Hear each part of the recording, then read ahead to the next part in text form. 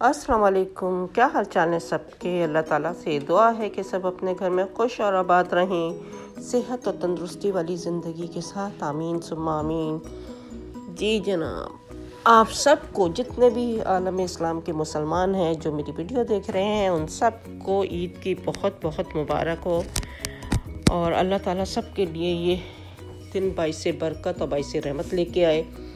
तो हमारी तो ईद की तैयारी हो गई है शुरू, और जैसा कि आप देख रहे हैं कि चांद रात है और मैं कर रही हूँ हम सब के कपड़ों को प्रेस। तो ये है मेरे हस्बैंड का कुर्ता जो मैं प्रेस कर रही हूँ, क्योंकि उन्हें सुबह ईद की नमाज के लिए ये पहन के जाना है।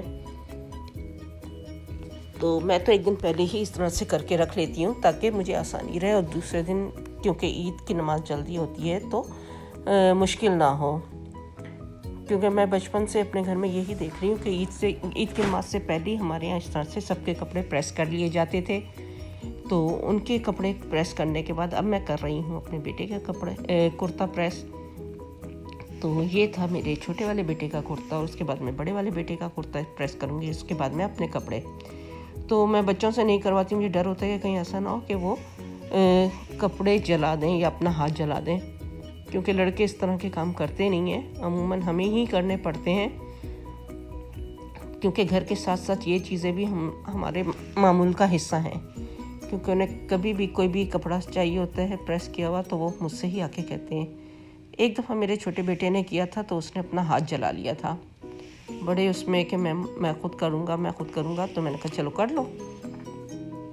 तो ये जो है उनके कपड़े प्रेस हो रहे हैं। और जैसा कि आपको पता है कि मैं करती हूँ हमेशा किचन काउंटर पे ये काम। तो मेरा जो किचन काउंटर है वो हर काम के लिए है, यानी कि कपड़े भी प्रेस होते हैं, नाश्ता खाना वो भी होता है, कटिंग भी होती है, जो भी काम होता है मेरा किचन काउंटर पे ही होता है। ये एक डाइनिंग टेबल का भी काम करता है, ये आयरन स्टैंड का भी काम करता है। तो ये है हमारी मामूल की चीज़ें जो हम इस पे करते हैं। और आपने जैसा देखा होगा कि पूरा रमज़ान मैंने इसी काउंटर पे ही अफ्तारी लगाई थी। हाँ, ईद के दिन मैं डाइनिंग टेबल पे लगाती हूँ, ज़रा डेकोरेट करती हूँ, लेकिन इस दफ़ा वो भी नहीं है क्योंकि इन्होंने चले जाना था जॉब पे। बच्चे भी सुबह रात को देर से आए थे, सुबह देर से उठेंगे,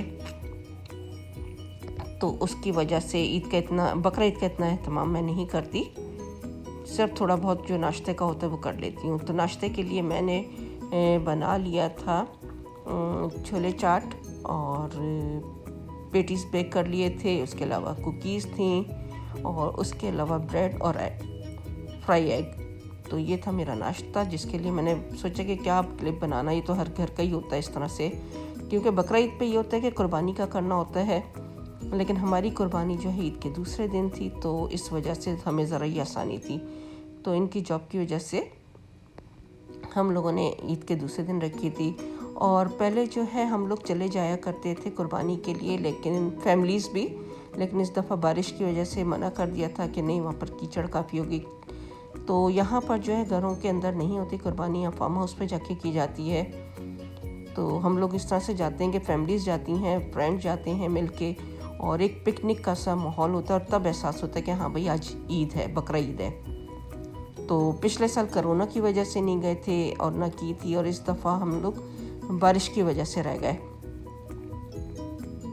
वरना मैंने सोचा था कि अगर हम गए तो मैं आप लोगों के लिए ज़रूर वहाँ की वीडियो बनाऊंगी और आप लोग भी हमारे साथ एंजॉय कीजिएगा। लेकिन चलें, कोई बात नहीं, इंशाल्लाह आगे भी बहुत अच्छी वीडियो आने वाली हैं। जैसा कि मैं बच्चों का बारबेक्यू करूँगी, फिर मुझे निकाह में जाना है, उसकी मैं आप लोगों के साथ वीडियो शेयर करूँगी इंशाल्लाह। और हम दावत में गए थे, उसकी मैं वीडियो शेयर करूँगी। तो छोटे छोटे क्लिप्स जो होते हैं मैं बना लेती हूँ, लेकिन बहुत से लोग होते हैं जो पसंद नहीं करते वीडियो में, है ना, तो उसकी वजह से थोड़ा सा मुश्किल होती है उनको जो है अलग करके मुझे थोड़ी बहुत बनानी पड़ती है ताकि वो लोग वीडियो में ना आए। तो आपको पीछे बैकग्राउंड में अहमद की आवाज़ें आ रही होंगी, अहमद सब गेम खेल रहे हैं और मैं यहाँ पर बैठी वॉइस ओवर कर रही हूँ। और ये है मेरा ड्रेस ईद का। और अब मैं सबसे आखिर में अपने कपड़े प्रेस करती हूँ। और यही ड्रेस पहन के मैं दावत में भी गई थी। दावत क्या थी, बस एक छोटी सी गेट टुगेदर थी, ज़्यादा फैमिलीज़ नहीं थी।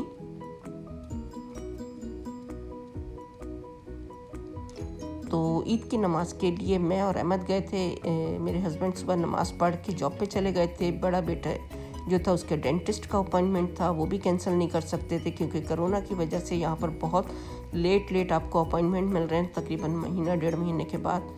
तो उस पर मैंने उसको कह दिया था कि नहीं, फिर ऐसा करो कि आप और जिस वक्त हमारी नमाज का वक्त था उसी वक्त उसका जो अपॉइंटमेंट था वो वहाँ चला गया था और मैं और अहमद नमाज के लिए गए थे।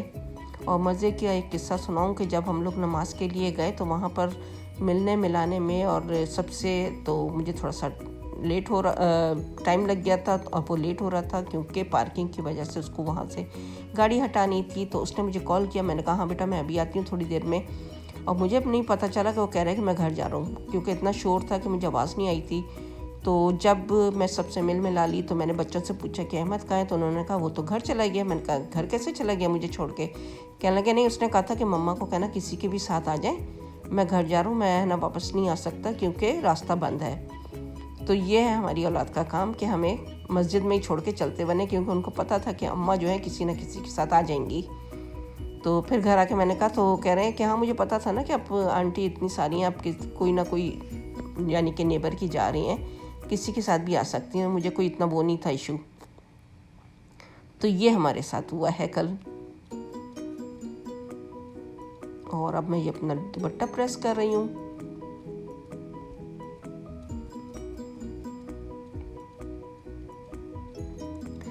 तो बच्चे हमारे इस तरह की हरकतें करते हैं। तो मैंने आके अपने हस्बैंड को भी किस्सा सुनाया था, वो भी हंस रहे थे, कहने लगे देखो इसके काम। मैंने कहा देखें अगर कोई ना होता तो फिर, और अगर मुझे पता ना होता कि भाई ये चला गया तो मैं तो वहाँ अकेली खड़ी रह जाती, फिर इसको आना पड़ता दोबारा मुझे पिक करने के लिए। तो ये हाल है हमारे बच्चों का। तो ईद पे इस दफ़ा मैंने कोई ख़ास इतना एहतमाम किया नहीं था, कोई शीर खुरमा वगैरह भी नहीं बनाया था, लेकिन मुझे दावत में जाना था तो उसके लिए फिर मैंने ईद के दिन ही शीर खुरमा बनाया, क्योंकि मुझे लेके भी जाना था साथ। और ये है ईद के दिन की सुबह की क्लिप, जो कि मैं और अहमद जा रहे हैं मस्जिद के अंदर। और जैसा कि आप देख रहे हैं कि कितना रश है, कितना यानी कि पार्किंग फुल हुई हुई है, और हमें बड़ी मुश्किल से पार्किंग की जगह मिली थी। और ये वही मस्जिद है जो मैंने आपको इससे पहले दिखाई थी कि निकाह में हम लोग गए थे। मैंने आपको बताया था कि मैं यहीं पर ही नमाज़ पढ़ने के लिए आती हूँ। और आप देखिएगा कि यहाँ पर माशाल्लाह लोगों का कितना हुजूम है। और यहाँ नमाज़ पढ़ने के लिए जब हम मस्जिद में आते हैं तो हमें एहसास होता है कि हाँ भाई आज ईद का दिन है। वरना पाकिस्तान वगैरह में, इंडिया, बांग्लादेश वगैरह जो हमारे वहाँ के ममालिक हैं, वहाँ पर ख़वातीन नहीं जाती मस्जिदों में। तो क्योंकि वहाँ पर माशाल्लाह मुस्लिम कंट्री होती हैं तो वो ऐसे ही मिल लेते हैं। तो यहाँ पर ये है कि हम लोग मस्जिद में आते हैं ताकि एक दूसरे से ईद मिलें, थोड़ा सा गपशप हो जाए, थोड़ा सा एंजॉय कर लें हम लोग भी। तो उसके लिए फिर हम लोग ईद के दिन यहाँ पर आते हैं, या जैसे कभी जुम्मे की नमाज़ के लिए, या तरावियों में अक्सर रमज़ानों में हम आते थे। लेकिन कोरोना की वजह से ये सारी चीज़ें जो हैं ख़त्म हो चुकी थी। और यहाँ पर कह दिया गया था कि आप अपना मास्क लेके आएँ, अपने साथ अपनी जानमाज़ लेके आएँ। और जैसा कि आप देख रहे हैं कि कुछ लोगों ने मास्क लगाए हैं और कुछ ने नहीं लगाए। तो वो तो समझ रहे थे कि वैक्सीन करवा के उनके लिए सेफ्टी हो गई है, लेकिन एहतियातन जो है कि मास्क लगा लेना चाहिए था। मैं और मेरे बेटे ने तो मास्क लगा लिया था। और ये देखें, आपको पानी नज़र आ रहा होगा रोड पे, क्योंकि एक दिन पहले ही बहुत तेज़ बारिश हुई थी। तो इसकी वजह से भी हम लोग कुर्बानी के लिए नहीं गए, क्योंकि वहाँ पर कह दिया गया था कि जी कीचड़ बहुत है, तो बेहतर ये कि सिर्फ मर्द हज़रात आएँ और फैमिलीज़ ना ही आएँ तो अच्छा है। ये देखें, यहाँ पर हमें पार्किंग मिली है इतनी दूर, और अब यहाँ से उतर के मस्जिद में जाएंगे। तो ये है कि मस्जिद में मर्दों का सेक्शन अलग था, ख़वातीन का अलग था। और ख़वातीन का इतना फुल हो चुका था कि फिर हमें कैफेटेरिया की तरफ जाना पड़ा, वहाँ पर हमें नमाज़ अदा करनी पड़ी। ये देखें कितनी गाड़ी, और ये भी सेकंड नमाज है। सेकंड नमाज में इतना रश है, फर्स्ट में भी था इतना ही, और इसके बाद जो नमाज थी हमारी 11 बजे वाली, उसमें भी इतना ही रश होना था। क्योंकि यहाँ पर जॉब के हिसाब से लोग अपने उससे आते हैं कि कोई नाइट करके आ रहा होता है, किसी को मॉर्निंग में जाना होता है तो जल्दी पढ़ लेते हैं, किसी को इवनिंग में जाना होता है तो 11 बजे वाली नमाज अदा करते हैं। तो इसलिए यहाँ पर इस चीज़ का बहुत ख्याल रखा जाता है कि हर कोई नमाज अदा कर ले। तो इसके बाद 11 बजे वाली नमाज में मेरे बेटे ने जाके नमाज अकेले ही पढ़ ली थी, क्योंकि 10 बजे उसका डेंटिस्ट का अपॉइंटमेंट था, तो वहाँ गया हुआ था।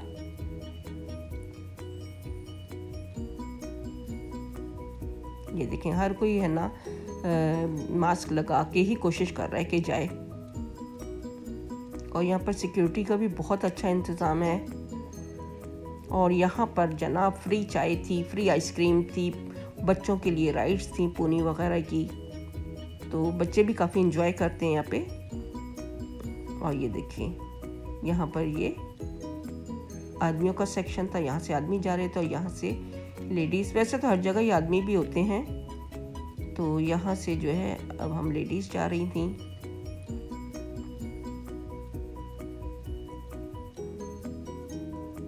ये देखिए, ये भी अपनी जानमाज लेके ही जा रही हैं। और ये है जनाब चाय रखी हुई, चाय का सेक्शन है ये। और यहाँ डोनेशन वगैरह के बॉक्सेस रखे थे कि अगर आपको कोई डोनेट करना है, सदका खैरात वगैरह, या मस्जिद की तामीर के लिए अपना हिस्सा डालना है, तो आप यहाँ पर डाल सकते हैं। और ये देखें, बाहर का इस पोर्शन है, यहाँ पर भी मर्द हजरात नमाज, उनके लिए जानमाज बिछा दी गई थी।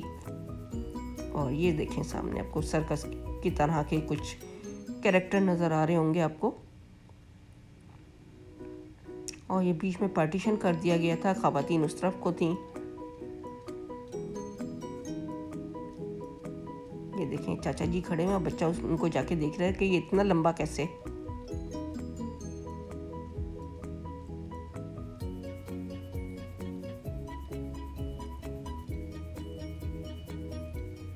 तो यहाँ पर जो वॉलंटियर है बहुत अच्छा काम करती हैं और बड़े तरीके से ख़वातीन को वो करती हैं कि भाई आप लाइन में लगें, आराम से बैठें, बातें ना करें। और जो ख़वातीन चेयर पे बैठती हैं उनको चेयर प्रोवाइड की जाती है। और ये है जनाब शू सेक्शन, जहाँ पर आप अपने शूज़ उतारें और कहीं पे भी आप रख सकते हैं। तो ये बॉक्सेस बने हुए हैं, इनके अंदर शूज़ रखे जाते हैं।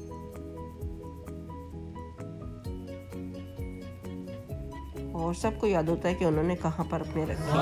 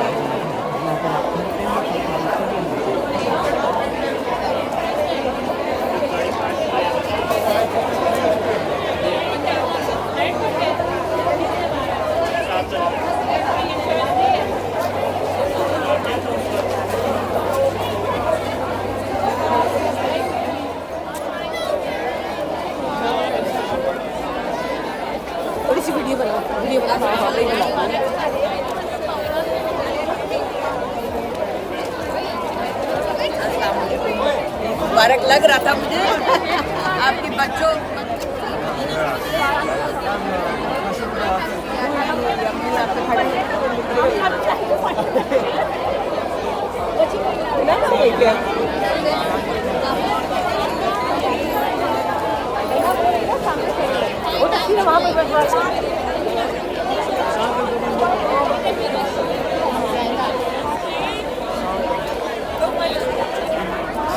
सबसे पहले मिली नजर आई शुक्र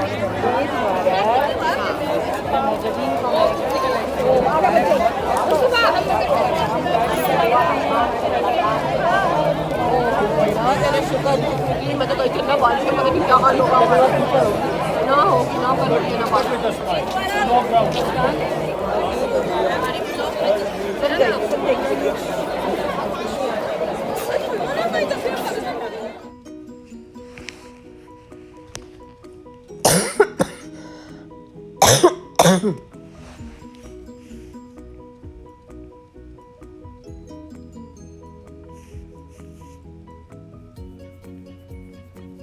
ये देखें कैसे माशाल्लाह सब मिल रहे हैं एक दूसरे से गले, तस्वीरें खींची जा रही हैं, वीडियो बन रही हैं। बहुत माशाल्लाह माशाल्लाह एंजॉय किया हम लोगों ने। और ये शाम का वक्त है और हम जा रहे हैं किसी के घर दावत में। और बहुत ये आप सूरज देखें कितना खूबसूरत लग रहा है। ये तकरीबन 8 बजे का वक्त है। तो सूरज साहब अपने पूरे आबोताब के साथ निकले हुए हैं और बड़ा खूबसूरत ये देखने में, यानी कि वीडियो तो कैमरा तो इतना कैप्चर नहीं करता, लेकिन रियल में तो बहुत ही खूबसूरत लग रहा था ये। तो हम जा रहे हैं दावत में। बच्चे घर पे ही थे, उन्होंने मना कर दिया था कि नहीं हम नहीं जा रहे।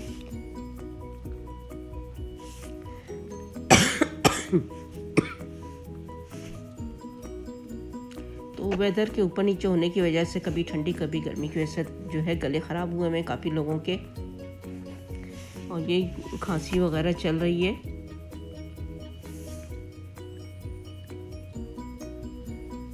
तो ये गुजरा है हमारा ईद का दिन इस तरह से। हम वहाँ पर गए, दो फैमिलीज़ और आई हुई थी, उनके साथ मिले, बातें की, थोड़ा सा एंजॉय किया और फिर हम लोग वापस अपने घर आ गए। और इस तरह से हमारा ईद का दिन पूरा गुजर गया।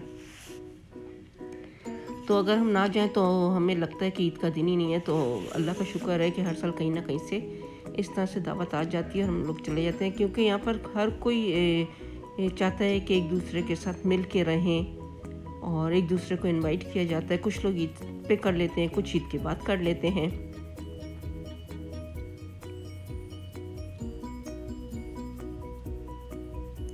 तो काफ़ी लोगों ने मेरी वीडियोस को पसंद किया है, लाइक किया है, और जिन लोगों ने मेरे चैनल को सब्सक्राइब कर लिया उनका बहुत बहुत शुक्रिया, और जो लोग मेरी वीडियो को पसंद कर रहे हैं उनका बहुत बहुत शुक्रिया। तो आप लोग जो देख रहे हैं तो प्लीज़ वीडियो को सब्सक्राइब करने और बेल आइकन का बटन ज़रूर दबा दें, ताकि आपको मेरी आइंदा भी जो आएंगी नेक्स्ट वीडियोस वो आपको देखने को मिले।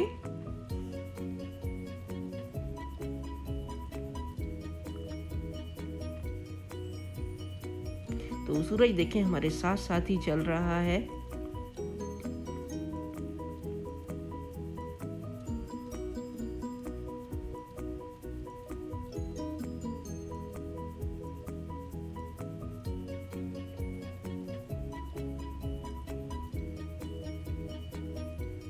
जी 8 बजे का वक्त है जैसे कि आप देख रहे हैं, और अब हम पहुंच गए उनके घर पे। और पहले से ही काफ़ी लोग आए हुए हैं, यानी कि जो फैमिलीज़ आनी थी वो आ चुकी हैं, और हम लोग थोड़ा लेट हो गए हैं। तो चले फिर अब अंदर चलते हैं। और इन्होंने हलीम का इंतज़ाम किया था, बहुत ही मज़े की लजीज हलीम थी वो, और फिर हमें टूगो भी दी गई। तो यहीं तक था मेरा व्लॉग। इंशाल्लाह अब कल आप देखिएगा ईद के दूसरे दिन का। तो तब तक के लिए मुझे दीजिए इजाज़त, इंशाल्लाह फिर मुलाकात होगी। तब तक के लिए अल्लाह हाफिज़।